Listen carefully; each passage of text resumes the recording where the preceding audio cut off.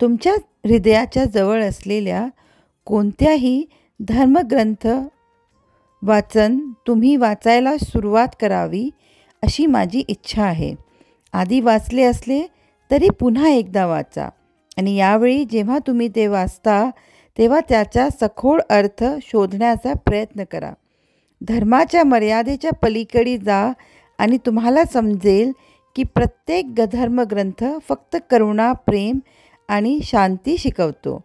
या एकात्मतेची जाणीव करा.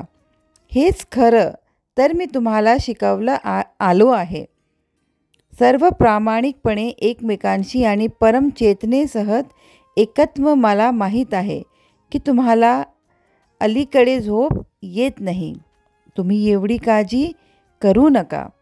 झोपण्यापूर्वी कपाळावर उदी लावा म्हणजे चांगली झोप लागेल. मला काहीतरी गोड द्या खायला. मी पण वाट पाहतो त्याची. म्हणून आनंदी राहा आणि खूप हसत राहा. माझे आशीर्वाद सदैव तुमच्या पाठीशी आहेत.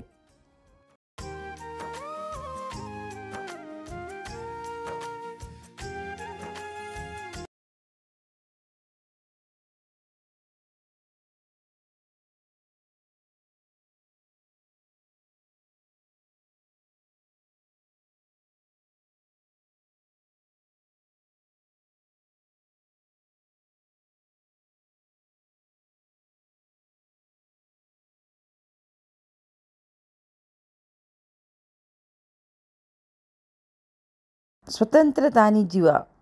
आज स्वतःला आरशात बघा व स्वतःलाच पाहून हसा.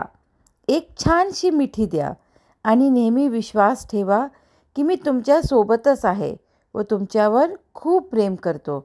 म्हणून आनंदी राहा व खूप हसत राहा. माझे आशीर्वाद सदैव तुमच्या पाठीशी आहेत.